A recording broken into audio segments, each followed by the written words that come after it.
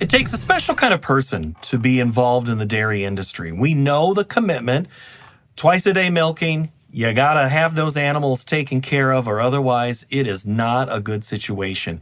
There are so many factors facing the dairy industry right now, from the animal to the person who works with the animal, the labor, the family that owns the operation, and the family that may work on it in the future. But let's not also forget there's a consumer that's very curious about what goes on with their food, and that includes their dairy products. We're going to talk about organic dairies today with Cherie Tauschek. She's the Executive Vice President of Membership for the CROPP Cooperative at Organic Valley. It's a Wisconsin-based organization. She's in Wisconsin.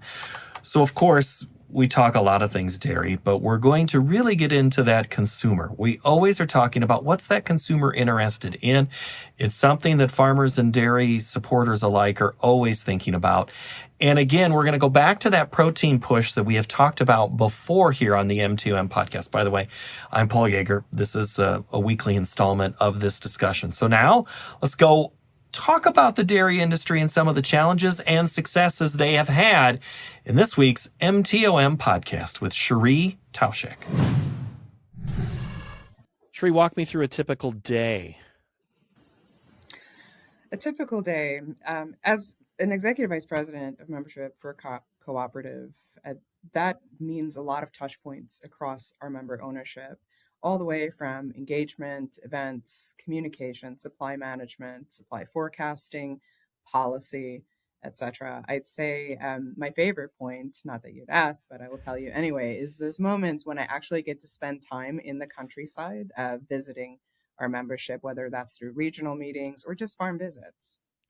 Well, explain the co-op process and how it works in dairy compared to maybe other co-ops. Sure. How it works in the co-op for dairy. So with our cooperative, it is farmer member owned. One vote per member, if you will. 90%, more than 90% of our membership is dairy. We do house a number of other pools as well. Eggs, feed, beef, pork, etc. Because it is member owned and member governed, we have a board of directors that is essentially your highest level of decision making, but also a number of delegates that help with policy setting and decision making as well. Everything ranging from on-farm management to pay price. I don't know that it is wildly different from other cooperatives. What I think sets us apart is the member voice that our owners have. What's the biggest concern from a member right now? I think generally speaking, concerns ranges greatly. With the milk supply balance, there is a general fear of what happens when supply outstrips demand versus the other way around. And what is my cooperative doing for me to protect me, especially when there are economic pressures, inflation, etc. So that's definitely something that is on people's minds. The economic pressures, I would say, is right at the top of the list as well. We often, when we have our guest Naomi Bloom come from Wisconsin, we talk about dairy, and we always just talk about the Class 3 milk futures. And there's always a discussion when it comes to production about the number of animals that are in production. Given the tight beef situation, we're hearing stories about heifers not going into the dairy parlor, but they're going out to the pasture. Is that something that you get involved with, or at least hear about from members in that discussion? We do. And I would say we keep a close eye on it across all pools, not just in conversation with members, understanding that culling rates might go up when you have record beef prices, and that impacts your dairy supply. Because we have a tightly connected forecasting team, it definitely helps from an internal perspective as to how we balance those things out. There are price rises for milk on occasion. It's not always a down. When that happens, what's the general sense of the industry today in 2026? Does that mean if prices go up for milk in general, does that mean there's going to be expansion, a hold, or a pullback? You're referencing farmer pay price versus consumer price, I'm assuming. Yes. From a cooperative perspective, actually, I'm going to take it a little bit broader. From an organic perspective, one of the key things is a stable pay price. So even when there is a downturn in the conventional market, we attempt to hold price as best as we can, right? And I think we've proven that as the cooperative in our history, that it's a steady upward trend. Now, that's not to say that things can't happen, right? And before we go to pay price, we go to supply management instead. And that, I mean, it's a complicated industry. Mhm. For the outside person, when it's an easy statement to say, well, dairy's hard or dairy's complicated. Organic dairy is complicated. Is there any simple way to explain to the regular consumer of what all of your producers and co-op members go through on a daily basis? Oh gosh, wow. How long do you have? We I can go think 6 hours, 7 hours. That's fine. let's see, 7 minutes. I'm kidding. Um, it's a great question. What our producers go through on a day to day. There's so much to manage. You can think of it, and I think it goes without saying, it is managing a small business. There's so many things to keep in mind, or not even small business, large business for that matter. It's complicated, right? And then there's also a family dynamic to keep in mind. So it is everything from the herd health, the land, the cooperative, my peers, my community, my and everything in between, I would say. I don't know that that specifically answers your question, Paul, but there's so many components to it. It's hard to explain it. Well, we can unpack a number of them. Let's talk about just the competitive nature of agriculture in general. It used to be there were always these norms. We always thought that things were the norms, but then business and farmers considered themselves so individual. Sometimes they think of their neighbor as their competitor, but their competitor might be somebody in another state. Does that hold with dairy as it does to maybe a grain farmer? That is the case, that their competition isn't necessarily down the road, but it might be 6 states away? Yes and no. I think what we see more of is scale of farming versus regionality of farming, from that competitive perspective, if you will. There is a lot of concern around consolidation, get big or get out. And I think that is where more of the competitive pressure comes from. That is how I would summarize it. Political ad season is here, and we always hear about family farms are disappearing, family farms are struggling. What's the definition of a family dairy farm right now? The definition of family farm to me, in my opinion, is owned and operated by a family. And in our makeup of members, that can mean a lot of different things. We have a large piece of our membership is plain community. We have English community. Family could mean that you have multiple family members of the entire family farming together. It could also mean your immediate family, um, mom and dad and children, right? But in essence, it is just that. It is the immediate family. And the dairy farms I knew growing up, granted, Iowa doesn't have near the farms that you do there in Wisconsin, but we had enough. And I know that all three of the four are not involved on the farm anymore there to provide the labor. Does that hold true today, from say the 1980s to the mid 2020s? Is it still farm labor that does a lot of the work, and is there enough of it? I would argue that there is not enough of it. We see labor as a challenge. And I think it really calls into question, is farming sustainable for my family? In the organic market, yes, but that doesn't go without challenges, I would say.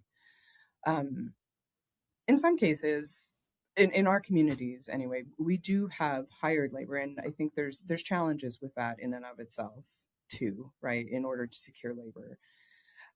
What is fascinating to me is the interest in the younger generation to actually want to remain on farm. CROPP Cooperative is a big proponent of succession planning and generational transfers, and actually sponsors a number of programs in order to enable that to happen and to showcase that there is a sustainable living wage there through organic farming and being part of a cooperative that is so mission oriented. Things like our Generation Organic program, where we mentor those younger farmers to get exposure to our governance system, to our executive leadership, into their farming community across the entire nation, really helps inspire those things. So succession planning and generational transfers, I think, must be supported in order to address farm labor.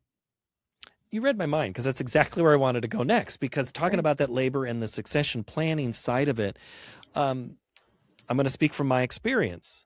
I'm a child of the 80s. There wasn't a place for me. Why is there a place for some people now in some operations, and why isn't there? Is it because we just didn't do a good planning job in the Jaeger family? Or and how many families are like what we were, where we maybe didn't plan as good as we could have? Sure. I think it depends on resources available too. And I think every family is different needs.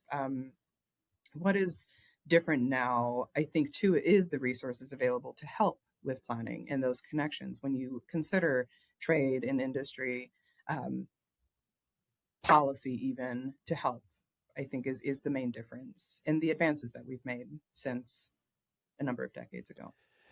How old are these programs? Because I'm guessing they've not been around very long. No, I would say since the 80s, I would say probably within the last 15, 20 years, for sure. And you mentioned that organic might have a little better path, optimistic look for expansion. I shouldn't say expansion, but for a continuation of a farm. Why is that? That comes through sustainable pay price. When you consider that organic demands a premium in marketplace, and generally speaking, consumers are in today's age more aware of what they're putting not just in their bodies, but around their bodies, more conscientious about the planet, and being good stewards. We don't see that demand going away. And so, for that reason, we do anticipate those premiums being there for a longer term, enabling that premium on organic pay price, which enables the rest. Where is that demand coming from? I would say the younger generations are far more conscientious than what we've ever seen. So You I would mentioned, start there. okay, so younger Um, generation, and I guess I should have asked geographically, where is that coming from? oh, sure. Oh, wow. That's a difficult question to answer. What we're seeing, obviously, based on population density, is from the coasts, right? However, there's a general, nationally within the United States, an uptick in demand. And that's where I'm kind of going, is that we hear about what the policy done in this state that might be on the coast to the left and to the right, both politically and geographically. Um, does that the younger generation seems to really care and want to know where their food is coming from? Do you find that to be true? Absolutely, yes. Do you get the sense that people want to visit maybe where that farm, where that work is being done, or where that food is being grown? Do they want to really get down and touch the dirt? Yes, yes, absolutely. And what's great is when we do things like hosting farm tours, not just for our customers, but pasture walks for community, to see the delight in the younger generation. Well, really everybody's expression is incredible. I would say yes, absolutely. And I think curiosity is the other piece for the younger generation, and really all generations, that drives some of that. The coasts are one thing, Mhm. but do you have to sell just as much in your local communities that maybe are one or two generations removed from the farm and have maybe forgotten what goes on the farm and what role it plays and what needs it has? Yes, I would say, and I think that's true regardless of geography as well, and really creating awareness around where your food comes from. For that reason, we've not done a number of brand campaigns surrounding where your food is generated, by whom, and how, to help generate that awareness and just general education. I think CROPP Cooperative, over its entire history, has done a tremendous job in consumer education. The the consumer, did your job get easier after COVID? Because that's when everybody really started to investigate and really were curious about how far that product was going. And again, to what we've been talking about, where it's from.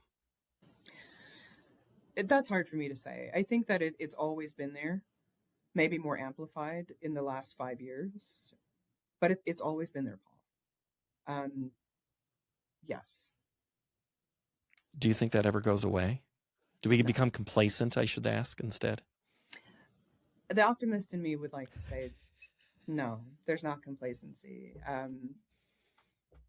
And I honestly, I wish, this is my personal perspective, that there would be more curiosity and people would understand the impact of not just where and how their food is produced, but the impact on the lives of those individuals producing.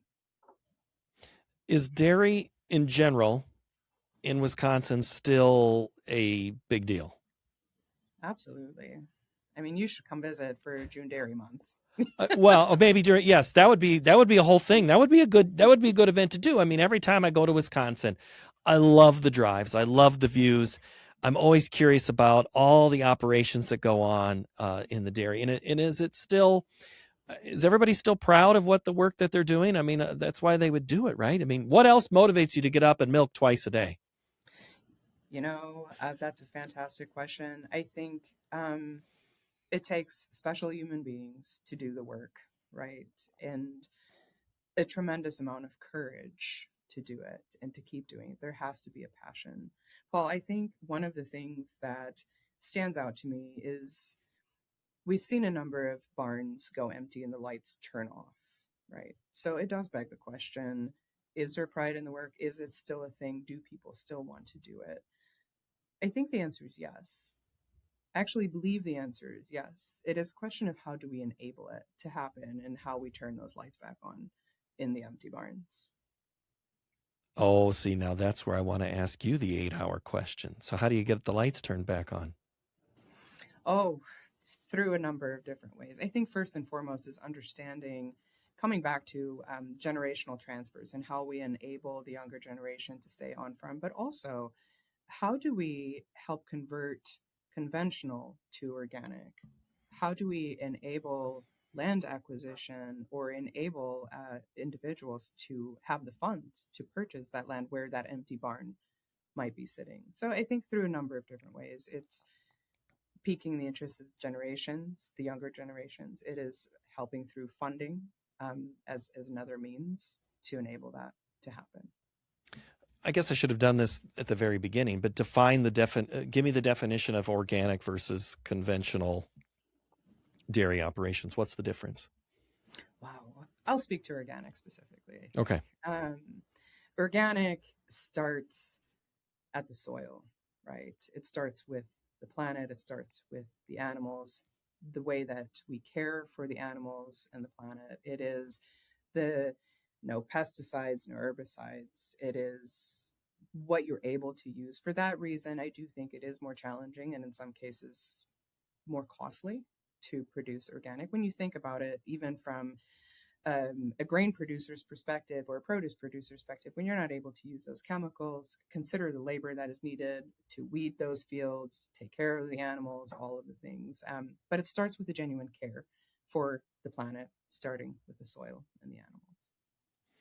I think there's been an alignment because of the MAHA movement that has been caring about big discussions about chemicals and practices and destinations and our bodies. Has that helped bring an awareness of what you were already doing before we had these 4 letters? Great question. It's always been there, right? That awareness has always been there. Has it helped? Certainly. But I think it's always been there, Paul. And do you think even if, say, a party is no longer in power, that will still continue to be there? That is my fondest hope. Is there a generation that can help lead the charge to keep that going? Absolutely. And I think we're already seeing that, right? We talked about the awareness of the younger generation, even from a sheer place of curiosity, wanting to know, what am I putting in my body? Where is it coming from? Who's producing it? And how can I be a steward of this planet. I think we've had a couple of stories over the years on Market to Market about dairies and the products that they do. It used to just be you did the milk, you put it in the tank, a truck came, off it went. Mm-hmm. What's the percentage of farms that still operate that way? Oh man, I don't know if I can give you a precise answer on that. I mean, is it Um, half? uh, no, I no, I think it when I think about the complexity of production, and where milk goes today, it's more than half. Yeah. Yeah. So then that has been, to me, been one of the more exciting things to see in the dairy industry, and how so much more is kept, produced one way, turned into something else, and allowed other value to be discovered. Is that accurate? Yes, and I think about what people value from a nutrition perspective, right? In the recent years, the craze for protein and the value that that has for bodies. And so when you think about milk, it's not just milk anymore, right? You can go to ultra filtration to pull out those protein values. You can think of healthy fats and butter production, or protein in cheese. So I think a lot of it is derived from consumer needs as well, that drives where milk is taken and how it's produced and what it's produced into. Well, right. And are those miles of production shorter than they used to be because so much is maybe done more on local operations and maybe not shipped to somewhere else to have it processed? I think it depends on where you are in the country, right? What we have seen, though, is once upon a time there used to be a creamery in every town. That is no longer the case. What we see more of now is larger production facilities that has greater efficiency. So despite it may be traveling a few more miles, it is produced at much larger efficiencies with lower emissions. And again, back to what the consumer wants. They want their companies to do those types of things. And so that aligns. These operations are aligning with the demand. Was that a one found the other, or did the consumer find, hey, I like what they're doing, I think I'm going to buy this product because of what that company does? I think a lot of it comes through raising awareness, Paul, in telling that story, right? And doing planning with partners across the industry, whether that is production facilities, whether it's customers, meaning markets, if you will, versus consumers. That has helped that a tremendous deal. It's one found the other, I'd say. I've had a couple of discussions in 2026 about the protein side of this equation, the demand for protein. Mhm. Uh, Dairy is a big part of that discussion. That has to get you pretty excited. It does. It does. Yes. What's I going to be the biggest contribution you think you're going to be able to make? So many of our products hold that value for consumers. We have a large portfolio across dairy. So whether it is ultra filtered milk, whether it is whole milk, whether it is chocolate milk, whether it is cheese, I think in that way we can meet the consumers where they're at, and maybe even delight them with additional innovation. Picking a favorite product is like picking a favorite child or relative. But give me two products that really get you excited, that are maybe new or a new twist on something that was a standard. Sure. Um, New for us is, you've heard me mention it, the ultra filtered milk. We call it Protein Plus. It is absolutely delicious, produced in both whole and skim, and found across the country at this point. Um, the second, I would say, and this takes me back to my childhood, I've always been a fan of chocolate milk. And so ours is some of the best. I'm not going to lie. It's lovely for dessert. And you know what, if I may, I am going to put a third one in there. And this is a seasonal product. Our eggnog is to die for. So when that buzz does become available in market, I'm one of the first to be there to buy it. I will tell you, my 16-year-old and his football team, last year, or see, his freshman year, they had chocolate milk post practice. Then Mm, last year they did not have it. This year it is back. The team is happy. Good. And chocolate milk is leading the way for them. Bravo. Who doesn't like chocolate milk? You got some teenage football guys that they'll down the chocolate milk as best they can. All right, Sheree, I'm going to leave you with this. I asked you a couple of questions about ways to turn barn lights back on, but let's just say it's political open season, and it's fair season where the urban populations mixing with the urban and the rural are getting together at county and state fairs. What's the best message that someone in your position can give to someone who's not directly involved with the farm right now? Oh, wow. What is the best message? For me, that is consideration of how you support your local farmer, and what that shows up as, right? Consider what it means to farm as a family farm, and the impact and to those farmers and the difference that it makes by supporting through the purchase of organic dairy. There's impact not just to those families, but there's impact to the land around them, the animals, and everything in between. It's a way to keep rural America vital and vibrant. Absolutely. And happening. I mean, the fabric of rural communities. Yes, absolutely. Sheree, thank you so very much. Appreciate your time today. I appreciate it as well. Thank you, Paul.